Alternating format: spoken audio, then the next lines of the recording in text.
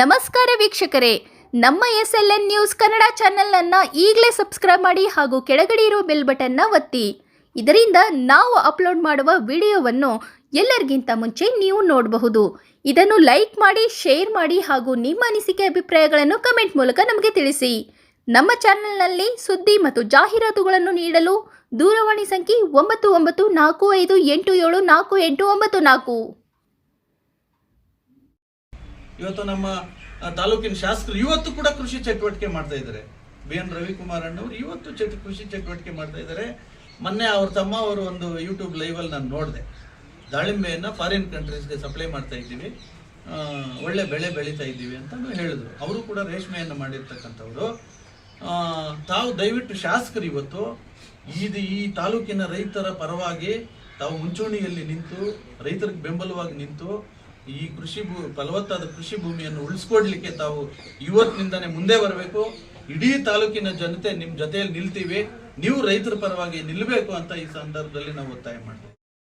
ಏನ್ ಜಿಲ್ಲಾ ಉಸ್ತುವಾರಿ ಸಚಿವರು ಏನಿದ್ದಾರೆ ಅವ್ರಿಗೆ ಕೆಲವರು ದಾರಿ ತಪ್ಪಿಸ್ತಾ ಇದ್ದಾರೆ, ದಿಕ್ ತಪ್ಪಿಸ್ತಾ ಇದ್ದಾರೆ.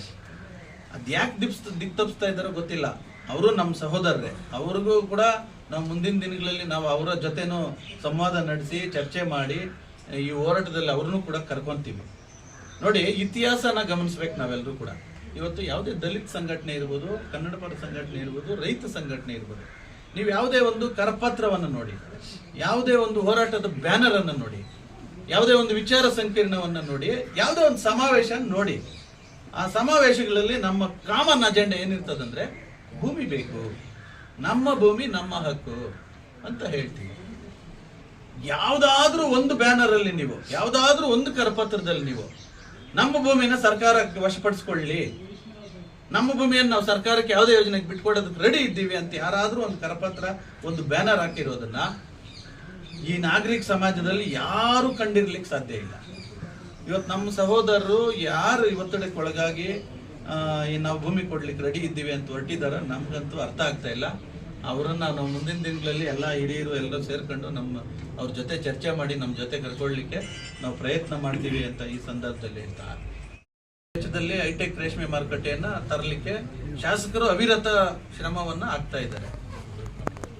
ಜೊತೆಗೆ ಅಂಬೇಡ್ಕರ್ ಭವನಕ್ಕೂ ಕೂಡ ಮೊನ್ನೆ ಅಧಿವೇಶನದಲ್ಲಿ ಮಾತನಾಡಿದ್ರು. ಇವಾಗ ಹೈಟೆಕ್ ರೇಷ್ಮೆ ಮಾರುಕಟ್ಟೆ ಮಾಡ್ತಾ ಇರ್ತಕ್ಕಂಥ ಉದ್ದೇಶ ಏನು? ರೈತರು ಬೆಳೀತಾ ಇರ್ತಕ್ಕಂಥ ಗೂಡನ್ನೆಲ್ಲ ಅಲ್ಲಿ ನೀವು ಖರೀದಿ ಮಾಡಬೇಕು ಅಂತೇಳಿ ನೀವು ಮಾಡ್ತಾ ಇರ್ತಕ್ಕಂಥ. ಇವಾಗ ಅಲ್ಲಿರ್ತಕ್ಕಂಥ ಏನ್ ರೇಷ್ಮೆ ಬೆಳೀತಕ್ಕಂಥ ಭೂಮಿನೇ ನೀವು ಕಿತ್ಕೊಂಡ್ಬಿಟ್ರೆ ಎಲ್ಲಿಂದ ಗೂಡು ಬರ್ತದೆ ಅಂತಕ್ಕಂಥದ್ದನ್ನು ಯೋಚನೆ ಮಾಡಬೇಕು. ಯಾರಿಗೋಸ್ಕರ ಹೈಟೆಕ್ ರೇಷ್ಮೆ ಮಾರುಕಟ್ಟೆ ಮಾಡ್ತಾ ಇದ್ದೀರಿ ಅನ್ನೋದನ್ನು ಕೂಡ ಬಹಿರಂಗ ಪಡಿಸ್ಬೇಕು. ಈಗ ಆಂಧ್ರ ಪ್ರದೇಶ ಬೇರೆ ಬೇರೆ ಕಡೆಯಿಂದ ಗೂಡು ಬರ್ತದೆ, ನಮ್ಮಷ್ಟು ಕ್ವಾಲಿಟಿ ಬರ್ತಾ ಇದೆಯಾ? ಈ ಶಿಡ್ಲಘಟ್ಟ ತಾಲೂಕಿನಲ್ಲಿ ರೇಷ್ಮೆ ಗೂಡು ಕ್ವಾಲಿಟಿ, ಗುಣಾತ್ಮಕ ರೇಷ್ಮೆ ಗೂಡನ್ನು ಕೊಟ್ಟಷ್ಟು ಇಡೀ ಪ್ರಪಂಚದಲ್ಲಿ ಎಲ್ಲೂ ಕೊಡ್ತಾ ಇಲ್ಲ. ಎರಡನೇದು ರಾಮನಗರ. ಯಾರಿಗೋಸ್ಕರ ರೇಷ್ಮೆ ಮಾರ್ಕೆಟ್ ಮಾಡ್ತಾ ಇದ್ರಿ ನೀವು? ಸರ್ಕಾರ ಇವೆಲ್ಲ ಕೂಡ ಗಮನಿಸಬೇಕು. ಇಲ್ಲಿ ಏನೇನು ಯೋಜನೆಗಳು ಕೈಗೆತ್ಕೊಂಡಿದ್ದೀವಿ, ಆ ಯೋಜನೆಗಳಿಗೆ ಕಚ್ಚಾ ಸಾಮಗ್ರಿಗಳು ಎಲ್ಲಿಂದ ಸರಬರಾಜು ಆಗ್ತಾ ಇವೆ, ಆ ಭೂಮಿ ಉಳಿಸ್ಕೊಬೇಕಾ ಇಲ್ಲ ಕಿತ್ಕೊಬೇಕಾ ಅನ್ನತಕ್ಕಂಥದ್ದನ್ನು ಕೂಡ ಸರ್ಕಾರ ಯೋಚನೆ ಮಾಡಬೇಕು.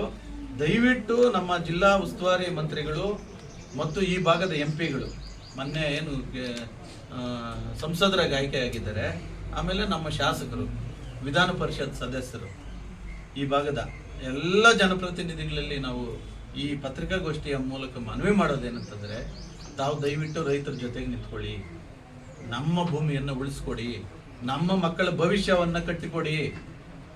ನಮ್ಮ ಮಕ್ಕಳ ಭವಿಷ್ಯಕ್ಕೆ ಮಾರಕವಾಗಿರ್ತಕ್ಕಂಥ KIDB ಏನು ಯೋಜನೆ ಇದೆ ಅದನ್ನ ದಯವಿಟ್ಟು ವಾಪಸ್ ತೆಗೆದುಕೊಳ್ಳಲಿಕ್ಕೆ ಸರ್ಕಾರದ ಮೇಲೆ ತಾವು ಒತ್ತಡ ಹಾಕಿ, ನಮ್ಮ ಜೀವನಗಳನ್ನ ಉಳಿಸ್ಕೊಡಿ, ನಮ್ಮೆಲ್ಲರ ಬದುಕನ್ನ ಕಟ್ಕೊಡ್ಲಿಕ್ಕೆ ನೀವೆಲ್ಲರೂ ಕೂಡ ನಮ್ಮ ಜೊತೆಗೆ ನಿಂತ್ಕೊಳ್ಳಿ. ನಾವು ಮುಂದಿನ ದಿನಗಳಲ್ಲಿ ನಿಮ್ ಜೊತೆಯಲ್ಲಿ ಯಾವುದೇ ರೀತಿಯಲ್ಲೂ ನಿಮ್ ಜೊತೆಗೆ ನಿಂತ್ಕೊಳ್ತೀವಿ ಅಂತ ಹೇಳ್ತಾ, ಹೋರಾಟ ಸಮಿತಿ ಅಧ್ಯಕ್ಷರಾಗಿ ಈ ಪತ್ರಿಕಾಗೋಷ್ಠಿಯಲ್ಲಿ ಮಾತನಾಡಕ್ಕೆ ಬಂದಿದ್ದೀವಿ. ಈಗ ಏನಾಗಿದೆ ಅಂದ್ರೆ, ನಾವು ಇರತಕ್ಕಂಥ ಪಕ್ಷಾತೀತವಾಗಿ ಜಾತ್ಯತೀತವಾಗಿ ನಾವೆಲ್ಲ ರೈತರ ಮಕ್ಕಳೇ, ಪ್ರತಿಯೊಬ್ಬರು ನಾವು ರೈತರ ಮಕ್ಕಳೇ. ಕುರಿ ಸಾಗಣೆ ಆಗ್ಬೋದು, ಕೋಳಿ ಆಗ್ಬೋದು, ರೇಷ್ಮೆ ಆಗ್ಬೋದು, ಟೊಮಾಟೊ ಆಗ್ಬೋದು, ದ್ರಾಕ್ಷಿ, ಪ್ರತಿಯೊಂದು ಜಾತಿಯವ್ರನ್ನ ಬೆಳೆದು ರೈತರೇ. ನಾವು ರೈತರು ಅಂತ ಹೇಳಕ್ಕೆ ಸಾಧ್ಯವೇ ಇಲ್ಲ. ನಾವಿಲ್ಲ ಅಂದರೆ ಅವರು ರೈತರೇ ಅಲ್ಲ ಅಂತ ಹೇಳೋಕ್ಕೆ ಅವ್ರು ಸಾಧ್ಯವೇ ಇಲ್ಲ. ನಾವು ರೈತರು ಅಷ್ಟೇ. ಹಾಗಾಗಿ ಈ ಫಲವತ್ತಾದ ಭೂಮಿನ ಜಂಗಮಕೋಟೆ ಹೋಬಳಿ 13 ಹಳ್ಳಿನ 2823 ಎಕರೆ ಏನು ವಶಪಡಿಸಲಿಕ್ಕೆ ಸರ್ಕಾರ ಮುಂದಾಗಿದೆ, ಅದನ್ನು ನಾವು ಈಗಾಗಲೇ ಸ್ಟಾರ್ಟಿಂಗಲ್ಲಿ DC ಆಫೀಸು ಜಂಗಮಕೋಟೆ ಕೆಲಸ ಅಬ್ಜೆಕ್ಟ್ ಮಾಡಕ್ಕೆ ಹೋದಾಗ ನಮ್ಮ ಜಂಗಮಕೋಟೆ ತಡೆದ್ಬಿಟ್ಟು ಮುಂದಕ್ಕೆ ಬಿಡಲಿಲ್ಲ ಅವರು. ಒಂದು 2000 ಜನ ಹೊಟ್ಟಿಲ್ಲ ತಡೆದು ಮತ್ತೆ ಫ್ರೀಡಮ್ ಪಾರ್ಕಲ್ಲಿ ಒಂದು ಸತಿ ಮಾಡಿದ್ವಿ. ಅದೇ ನಮ್ಮ MD ಪಾಟೀಲ್ ಅವರು ಬಂದು ಒಂದು ಕೈಬರವಣಿಗೆ ಕೊಟ್ಟಿದ್ದಾರೆ. ಒಂದು 2 ದಿವಸದಲ್ಲಿ ಬಂದು ನಿಮಗೆ ನಾವು ಇದನ್ನ ಬಗೆಹರಿಸ್ಕೊಡ್ತೇನೆ. ಹಾಗಾಗಿ ಆಗಸ್ಟಲ್ಲಿ ಕೊಟ್ಟಿರುತ್ತೆ, ಈಗ ಮತ್ತೆ ಆಗಸ್ಟ್ ಬರ್ತಾ ಇದೆ.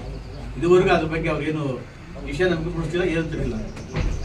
ಹಾಗಾಗಿ ನಾವು ನಮ್ಮ ಶಾಸಕರು, ನಮ್ಮ ಶಿರಗಡ ತಾಲೂಕಿನ ಶಾಸಕ ರವಿಕುಮಾರ್ ಅವರು ನಮ್ಮ ರೈತನ ಮಗ, ಅವ್ರ ರೈತರಲ್ವಾ, ರೈತರ ಮಗ, ಬೇಕಾದ್ರೆ ದ್ರಾಕ್ಷಿ ಬೆಳೀತಾರೆ. ನಮ್ಮ ಬಗ್ಗೆ ಯಾಕೆ ಅವ್ರ ಪ್ರೀತಿ ನಮ್ಗೆ ಅರ್ಥ ಆಗ್ತಾ ಇಲ್ಲ. ನಮ್ಮ ಡಾಕ್ಟರ್ ಸುಧಾಕರ್ ಅವರು ರೈತರ ಮಗ, ನಮ್ಮ ರೈತರ ಕಷ್ಟ ಅರ್ಥ ಆಗ್ತಾ ಇಲ್ವಾ, ಅದು ನಮ್ಗೆ ಗೊತ್ತಾಗ್ತಾ ಇಲ್ಲ. NB ಪಾಟೀಲ್ ಸಹ ರೈತರೇ, ಯಾಕೆ ನಮ್ಮ ರೈತರ ಬಗ್ಗೆ ಅವ್ರಿಗೆ ಕಾಳಜಿ ಇಲ್ಲ ನಮ್ಗೆ ಅರ್ಥ ಆಗ್ತಿಲ್ಲ. ಸರ್ಕಾರ ನಮ್ಮವ್ರದ್ದಿದೆ, ರವಿಕುಮಾರ್ ಅವರು ಇರ್ಬೋದು, ಆದ್ರೆ ನಮ್ಮ ಈಗ ಉಳಿಸ್ಕೊಟ್ಟಿದ್ದೆ ಆದರೆ ನಮ್ಮ ರವಿಕುಮಾರ್ ಅವರು ಶಾಸಕರು ನಮ್ಮ 13 ಉಳಿಸ್ಕೊಟ್ಟಿದ್ದೆ ಅವರಿಗೆ. ಇದೊಂದು ನಮಗೆ ರೈತರಿಗೆ ಉಳಿಸ್ಕೊಟ್ಟು ಅಂತ ಅವ್ರಿಗೆ ಪುಣ್ಯ ಬರ್ತದೆ, ಅದು ಯಾಕೆ ಅವ್ರು ಗಮನ ಹರಿಸ್ತಾ ಇಲ್ಲ. ಹಾಗಾಗಿ ಏನೇ 13 ಹಳ್ಳಿ ಈ ಫಲವತ್ತಾದ ಭೂಮಿಯನ್ನು ಯಾವುದೇ ಕಾರಣಕ್ಕೆ ನಮ್ಮ ರೈತರು ಬಿಡೋದಿಲ್ಲ. ಪ್ರಾಣ ಬೇಕಾದ್ರೆ ಕೊಡ್ತಾರೆ, ರಕ್ತ ಬೇಕಾದ್ರೆ ಕೊಡ್ತಾರೆ, ಭೂಮಿ ಕೊಡೋದಕ್ಕೆ ಅವ್ರು ರೆಡಿ. ಮೊನ್ನೆ ಫ್ರೀಡಮ್ ಪಾರ್ಕಲ್ಲಿ ಕೃಷ್ಣ ಬೈರೇಗೌಡರು ಬಂದು ನಮ್ಮ ಮನವಿಯನ್ನು ತಗೊಂಡೋಗಿ ಸಿದ್ದರಾಮಯ್ಯ ಅವ್ರಿಗೆ ಕೊಟ್ಟಿದ್ದಾರೆ. ಈ ಸೆಷನ್ ಮುಗಿದ ಮೇಲೆ ನಾವು ಬಂದು ಇವ್ರು ಮಾತಾಡ್ತೀವಿ ಅಂತ ಹೇಳಿದ್ರು. ನಾವು ಸೆಷನ್ ಅವ್ರು ಕಾಯ್ತಾ ಇದ್ದೀವಿ.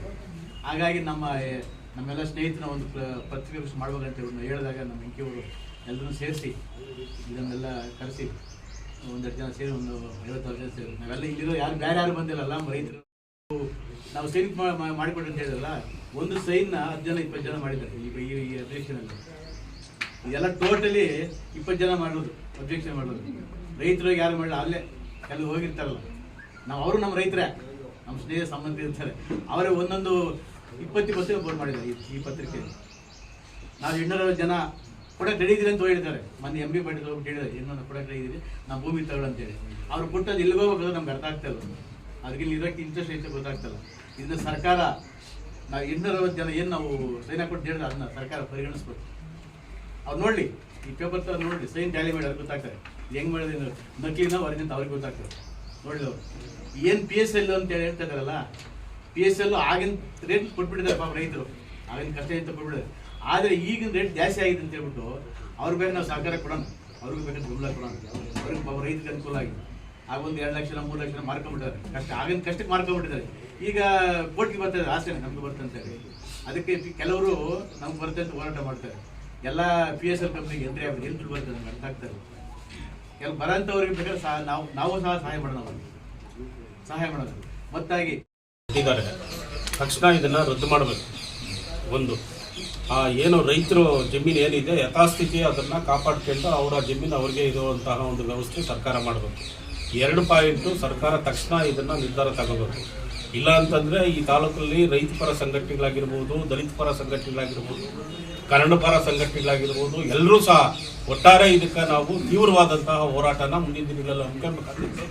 ಇದಕ್ಕೆ ಸರ್ಕಾರನೇ ನೇರ ಹೊಣೆ ಮತ್ತು ಇದಕ್ಕೆ ಏನು ಈ ಶಾಸಕರಿದ್ದಾರೆ ಮತ್ತು ನಮ್ಮ ಉಸ್ತುವಾರಿ ಸಚಿವರಿದ್ದಾರೆ, ಇದಕ್ಕೆ ಏನೇ ಅವಘಾತಗಳಾದರೂ ಸಹ ಅವರೇನೆ ಅದಕ್ಕೆ ನೇರ ಹೊಣೆ ಅಂತಂದ್ಬಿಟ್ಟು ನಾವು ಈ ಒಂದು ಸಂದರ್ಭದಲ್ಲಿ ಹೇಳಲಿಕ್ಕೆ ಇಚ್ಛೆ ಪಡ್ತೀವಿ. ನಾವು ನಮಸ್ಕಾರ.